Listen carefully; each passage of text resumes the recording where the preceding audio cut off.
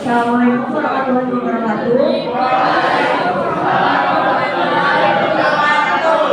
Perkenalkan kalian kelompok 2, saya Indonesia. Dila dan Indra Gunadiarto. Kami akan presentasikan hasil review jurnal kami yang berjudul Perbandingan Tujuan Hukum Indonesia, Jepang, dan Islam. Perbandingan hukum tujuan hukum Indonesia, Jepang, dan Islam terletak pada penegakan hukumnya. Indonesia dan Jepang mengatur sistem hukum sipil, namun dengan tujuan hukum keadilan, kepastian, dan kemanfaatan, dan lebih menekankan pada unsur politis. Sedangkan Jepang untuk perdamaian dan pendampingan hukum formal atau hukum tertulis. Yang membedakan ketiganya adalah hukum Islam terletak pada sistem hukum yang diadopsi, yaitu Muslim law, yang diatur oleh negara dan Timur Tengah yang sebagian besar berpenghulu Islam, dan jenis ini menggunakan pendekatan kualitatif.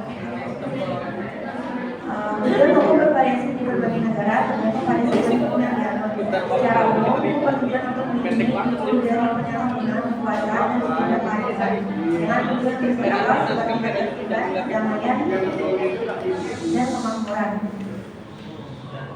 Sistem hukum Indonesia adalah campuran antara hukum agama, hukum adat, dan hukum Eropa dengan ketentuan hukum yang berbeda. Budaya hukum Indonesia juga dipengaruhi oleh nilai-nilai pendukung kesetaraan dan perdamaian. Sementara itu, meskipun Jepang mengadopsi sistem yang sama, fokusnya lebih pada kedamaian di dalam penegakan hukum.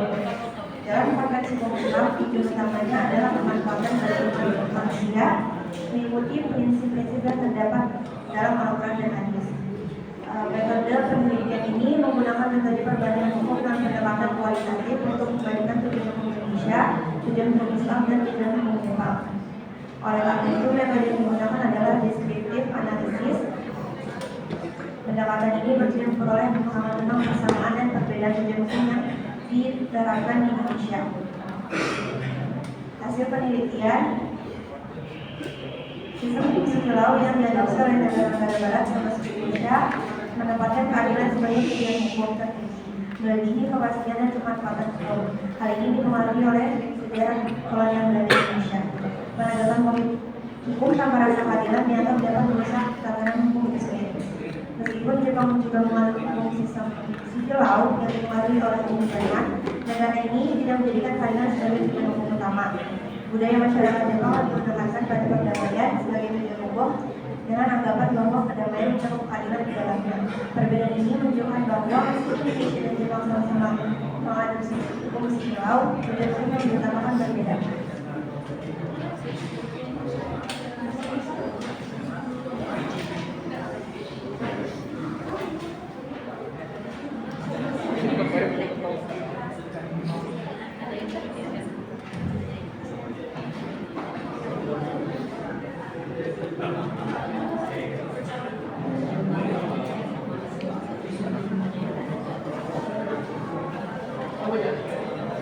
Selanjutnya, secara umum, keadilan dianggap sebagai aspek utama dalam penyelesaian masalah yang berkaitan dengan penegakan hukum, terutama bagi negara-negara yang mengadopsi sistem sipil.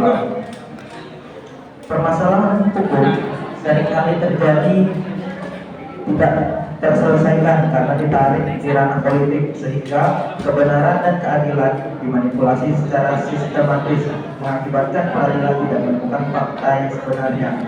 Kebijakan pemerintah gagal menjadikan hukum sebagai panglima dan pembentukan keadilan, karena hukum dikendalikan oleh kelompok yang mampu membelinya atau memiliki hukum yang lebih tinggi. Kemanfaatan hukum sistem Muslim law dipraktikkan oleh negara-negara Timur Tengah yang sebagian besar berpenduduk Muslim. Negara-negara tersebut di dalam tujuan Islam. Di dalam Muslim law, penegakan hukum harus memberikan kemanfaatan terhadap umat manusia. Jika kepastian hukum dipandang sebagai ini untuk memberikan jaminan hukum kepada setiap orang.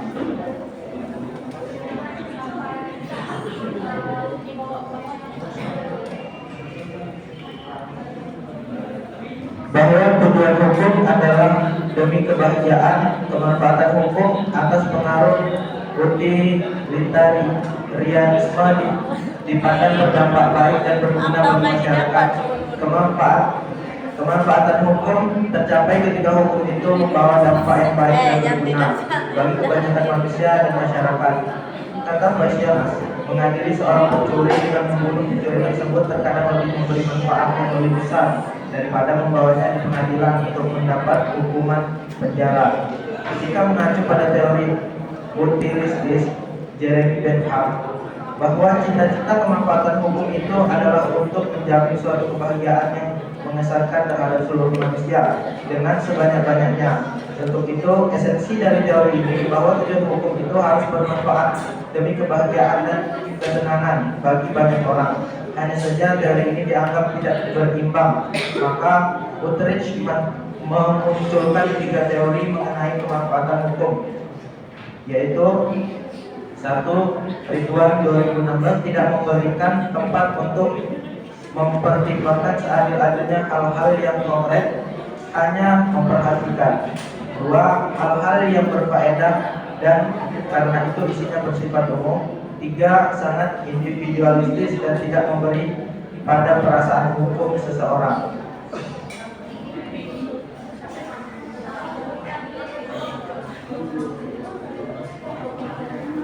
Hukum diyakini memiliki fungsi sebagai alat pemotretan realitas sosial atau fenomena yang berkembang di masyarakat.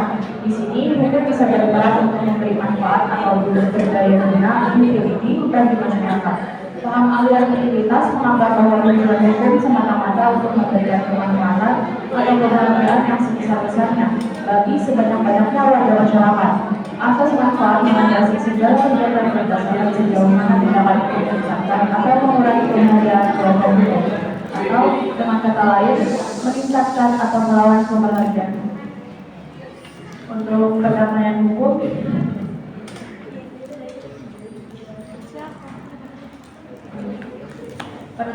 penegakan hukum di Jepang sering mengabaikan ketentuan formal untuk mencapai kedamaian hukum di masyarakat. Dalam persidangan, pengadilan Jepang cenderung mengabaikan peraturan tertulis, memprioritaskan perdamaian melalui kesepakatan antara pelaku dan korban. Perkara-perkara ringan seperti pencurian dapat diselesaikan secara resmi di kantor kepolisian melalui perdamaian antara kedua belah pihak. Syaratnya termasuk pengakuan kesalahan, permintaan maaf, pengembalian barang cicilan, dan pengampunan dari korban. Hans Kelsen menegaskan bahwa perdamaian adalah suatu hal yang tidak dapat dipaksakan. Menurutnya, hukum hanya dapat memberikan perdamaian relatif, bukan mutlak. Hukum mencabut hak individu untuk menggunakan paksaan, namun tidak menjamin keadaan perdamaian yang absolut. Oke, untuk kesimpulannya, dapat disimpulkan bahwa perbandingan tujuan hukum Indonesia, Jepang, dan Islam yang membedakannya terletak pada penegakan hukum. Berikut masing-masing tujuan hukum yang berlaku di negara-negara tersebut, yaitu sistem hukum yang berlaku di Indonesia cenderung kepada civil law atau Eropa kontinental. Meski sistem hukum Indonesia itu juga menerapkan hukum adat, jurisprudensi, dan kompilasi hukum Islam campuran, sehingga tujuan hukum Indonesia mengadopsi tujuan hukum barat, yaitu keadilan, kepastian, dan kemanfaatan hukum. Dengan implementasinya, penegakan hukum Indonesia bukan efektif jika memberikan rasa keadilan, kepastian, dan kemanfaatan hukum kepada semua pihak. Hal tersebut dapat membentuk suatu tatanan hukum yang ideal dengan tujuan hukum tersebut bisa terwujud. Oke, mungkin sekian presentasi dari kelompok kami. Mohon maaf bila ada kesalahan. Oke, ada yang mau dijawab? Sorry Bang, ada yang mau mengajukan pertanyaan? Oke, tidak ada. Baik, sekian terima kasih. Wassalamualaikum warahmatullahi wabarakatuh.